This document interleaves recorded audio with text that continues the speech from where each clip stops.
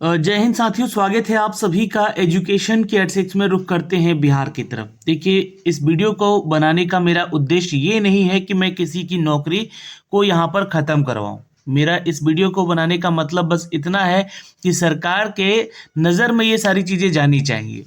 देखिए, चूंकि ये जो मामला है, मैं पहले आपको इंट्रोड्यूस करा दूं कि आपका बीपीएससी जो एग्ज़ाम हुआ है TRE 1 है ना, ये जो टीचर रिक्रूटमेंट हुआ है 1,70,000 की बहाली की जो प्रक्रिया चल रही थी, उसमें आप लोगों को क्लास 9 से 10th और 11 से 12th के लिए एक शिक्षक पात्रता का परीक्षा पास होना जरूरी है, जिसमें से बहुत सारे ऐसे छात्र जो हैं STET पेपर 1 और पेपर 2 देते हैं। पेपर 1 जो पास करता है वो कक्षा 9 से 10 के लिए एलिजिबल होता है, और पेपर 2 जो पास करता है कक्षा 11 से 12 के लिए एलिजिबल होता है।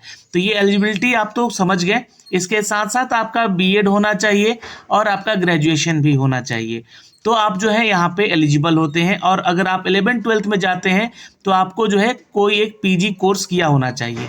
तो ये चीज़ें तो समझ गए है ना, यानी कि पोस्ट ग्रेजुएशन होना चाहिए। और किन के लिए पोस्ट ग्रेजुएशन नहीं होना चाहिए वो भी मैं चीज़ें आपको बताऊंगा आगे चलकर। लेकिन ये जो आवाज़ उठा रहा हूँ यहाँ पे, किस बिहाफ में, किसके बिहाफ में उठा रहा हूँ, ये चीज़ों को समझने की कोशिश कीजिएगा। इतनी चीज़ें आपको समझ में आ गई होंगी। लेकिन देखिए, बिहार में STET परीक्षा 2019 होता है। कब? 2019 में। और आपको जैसा कि नोटिफिकेशन कहता है हमारा कि उस समय डोमिसाइल रूल लागू था उस एग्जाम को लेकर, ठीक है। तो STET 2019, चूंकि STET 2023 में डोमिसाइल रूल नहीं लगाया गया था, इसमें आप लोगों का जो है STET 2023 जो हुआ था, मैं STET की बात कर रहा हूँ, ध्यान से सुन लीजिएगा, जो कि BSE भी कंडक्ट कराती है। पहले इस एग्जाम के बारे में समझना पड़ेगा, ठीक है। तो जो 2023 हुआ था उसमें कोई भी डोमिसाइल रूल नहीं था। यहाँ पे नोटिफिकेशन में कहीं नहीं लिखा गया था कि बस यहाँ पे क्वालिफाई मार्क्स आपको पास करना था। उस मार्क्स को आप लोग क्लियर करते हैं तो आप यहाँ पे क्वालिफाई होते हैं। अगर आप जनरल कैटेगरी के छात्र हैं तो 50% मार्क्स लेकर आना है आपको, तो आप जो है यहाँ पे पास हो जाते हैं, यानी कि 150 में 75 नंबर लेकर आए तो आपका क्वालिफाई हो गया। अब अदर स्टेट के छात्र बहुत सारे ऐसे हैं जिन्होंने फॉर्म भरते समय अपना कैटेगरी डाल दिया। अपना कैटेगरी यानी कि जो मान लो उत्तर प्रदेश से है, राजस्थान से है, झारखंड से है, ठीक है, इन लोगों ने क्या अपना कैटेगरी डाल दिया। जैसे कि वो SC कैटेगरी से हैं, ST कैटेगरी से हैं, OBC कैटेगरी से हैं वहाँ के राज्य में, तो उन्होंने यहाँ पे अपना वही कैटेगरी डाल दिया और इसी कैटेगरी के आधार पे जो है उन लोगों का रिजल्ट आया, ठीक है। तो इसमें डोमिसाइल रूल कहीं भी नोटिफिकेशन में नहीं दिया गया था, लेकिन सरकार को इसके ऊपर संज्ञान लेना चाहिए कि भाई अदर स्टेट के जब छात्र आ रहे हैं तो उनको डोमिसाइल रूल में डाल के करने के लिए यहाँ पे जो है अपडेट किया जाए। BSEB ने ऐसा प्रावधान नहीं डाला है इस बार, लेकिन 2019 में ये रूल लागू था, जैसा कि सभी कोई जानते हैं।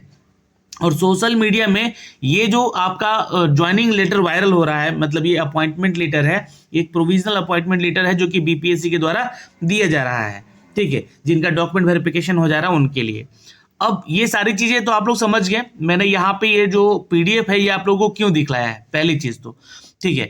अब यहाँ पे जो है 2023 की बात हम लोग नहीं करेंगे, क्योंकि नोटिफिकेशन में कहीं भी डोमिसाइल रूल लगाने की बात नहीं कही गई है।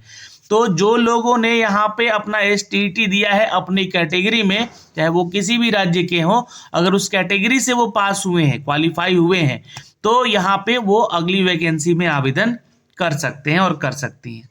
लेकिन मामला यहाँ पर 2019 का है, क्योंकि ये जो है नियुक्ति पत्र बांटा गया है कक्षा 9 से 10 के लिए, ठीक है। अच्छी बात है, यहाँ पे ये छात्र सेलेक्ट हुए हैं, इनमें कोई भी गलती नहीं हो, कोई भी समस्या नहीं हो।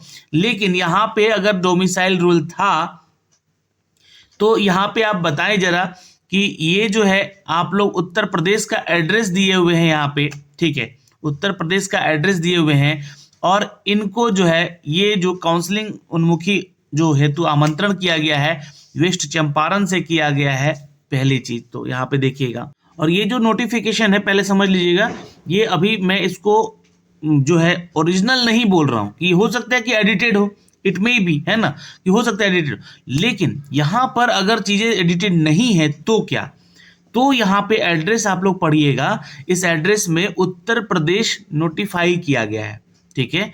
और बहुत ही चालाकी से तो शक यहीं पे गया कि जब डोमिसाइल रूल था 2019 में, तो यहाँ पे इनका सिलेक्शन कैसे हुआ, वेस्ट चंपारण से इनको जो है नियुक्ति पत्र कैसे मिली।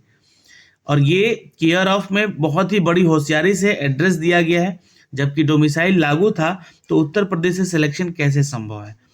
अच्छा, उसमें भी सीमावर्ती जो पश्चिमी चंपारण है ना, वेस्ट चंपारण की बात कर रहे हैं हम लोग, है ना, उसमें भी सीमावर्ती पश्चिमी चंपारण में इस मुद्दे पर संज्ञान ले, और जो भी हमारी सरकारें हैं, है ना, और या शिक्षा विभाग है, और इस मुद्दे पर संज्ञान ले, और आखिर ये तथाकथित नियुक्ति पत्र सत्य है या नहीं, इसकी भी पुष्टि करने की हम मांग करते हैं।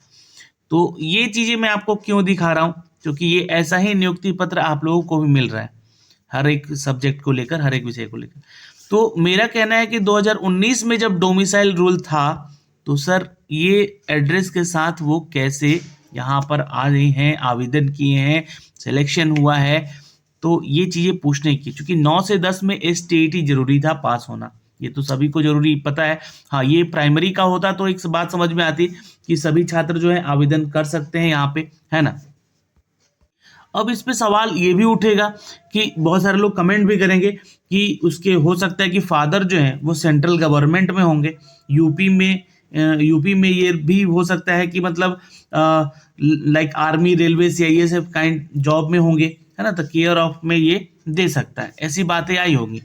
लेकिन यहाँ पे जो है आप लोगों के सवाल के ऊपर भी जवाब आता है ना, क्योंकि देखिए पिता अगर इसका सेंट्रल ऑफिसर होता या सेंट्रल में एम्प्लॉय होगा, तो ये केयर ऑफ में दूसरे का नाम क्यों डालेगा।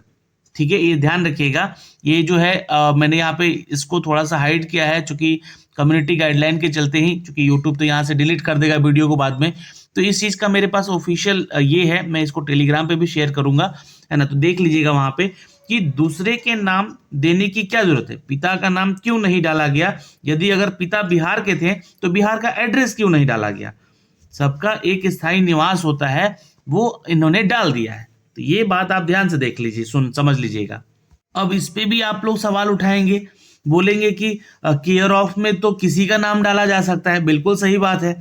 लाइक रेंटर है तो मकान मालिक का नाम डाल सकता है, PG में रह रहे हैं तो लैंडलॉर्ड का नाम दे सकता है यहाँ पे, या ऑलवेज पेरेंट का नाम लिख सकता है यहाँ पे।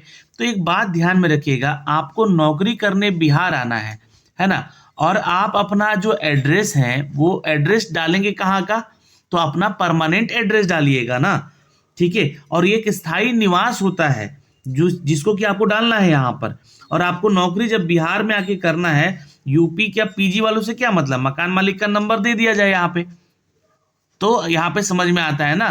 तो ये चीजें तो गड़बड़ी कुछ ना कुछ यहाँ पे दिख रही है ना। ये बहुत सारे चीजें हैं जिसपे कि सवाल उठेंगे अभी यहाँ पे।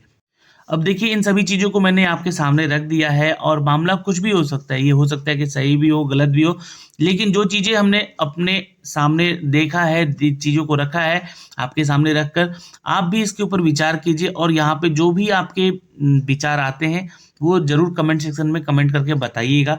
सरकार को इसके ऊपर ध्यान देना चाहिए, क्योंकि इनकी ही आड़ में बहुत सारे ऐसे लोग हैं जो कि यहाँ पे नौकरी पास हैं, और जो फर्जी स्टूडेंट हैं उनको नौकरी मिल जाएगी, जो मेरिट वाले छात्र हैं उनको नौकरी से बाहर कर दिया जा सकता है। ऐसे ही एक मामला कंप्यूटर साइंस में भी है। अब कंप्यूटर साइंस का जो मामला है वो मैं आप लोगों तक साझा इसलिए करना चाहता हूं, क्योंकि बहुत सारे ऐसे कंप्यूटर टीचर के सर्टिफिकेट पाए गए हैं जिन्होंने अपना क्वालिफिकेशन नहीं होते हुए भी उन्होंने BPSC का एग्जाम दे दिया, वो पास भी हो गए, और अब जो है अपना जो है नियुक्ति पत्र लेके पहुंच गए। बहुत सारे ऐसे स्टूडेंट भी हैं जिनके पास STET का रिजल्ट नहीं है, क्योंकि यहाँ पे बिहार में B.Ed तो मांगा नहीं गया है कंप्यूटर साइंस के टीचर के लिए, पर STET का रिजल्ट नहीं है, वो भी पहुंच गए हैं STET 2023 का रिजल्ट लेके कि वो क्वालिफाई है। तो देखिए ये जो है नौकरी जो है BPSC का, ये कंप्यूटर साइंस का जो वैकेंसी है ये, या फिर किसी भी वैकेंसी की बात करें, इसमें 2019 का ही STET लगेगा, उससे पहले का लगेगा, उसके बाद का नहीं लगेगा। तो इस बात का ध्यान रखिएगा। तो ऐसे लोगों की भी यहाँ पे रिक्रूटमेंट में जो है इनको लेटर्स दिए गए हैं, कॉल लेटर्स मिल रहे हैं, तो सरकार इसके ऊपर ध्यान क्यों नहीं दे रही है, आयोग के इसके ऊपर ध्यान क्यों नहीं दे रही है, इस चीज़ से हमने नाराजगी है। तो आपको बता दें कि देखिए जो यहाँ पे A लिखा हुआ है, मतलब इसका मतलब अलाउड है, ठीक है। अब B कंप्यूटर साइंस अलाउड है यहाँ पे इनको क्या क्या डॉक्यूमेंट चाहिए होगा, तो इनको BE BTech है, यानी कि ये है ना, तो पास है बिल्कुल। उसके अलावा STET पास होना चाहिए 2019 वाला, ये अगर ये पास है तो यहाँ पे योग्य होंगे। इसके अलावा इनका जो है यहाँ पे ये बैचलर डिग्री और यहाँ पे STET सिर्फ यहाँ पे क्वालिफाई में मांगा गया, ठीक है, यानी कि BE इन कंप्यूटर साइंस होना चाहिए। अब ये ध्यान रखिएगा, बहुत सारे छात्र अदर जो स्ट्रीम से आवेदन किए थे वो नहीं अलाउ है यहाँ पे, BE IT है अलाउड है यहाँ पे, ठीक, लेकिन BE इन एनी स्ट्रीम वो अलाउड नहीं है।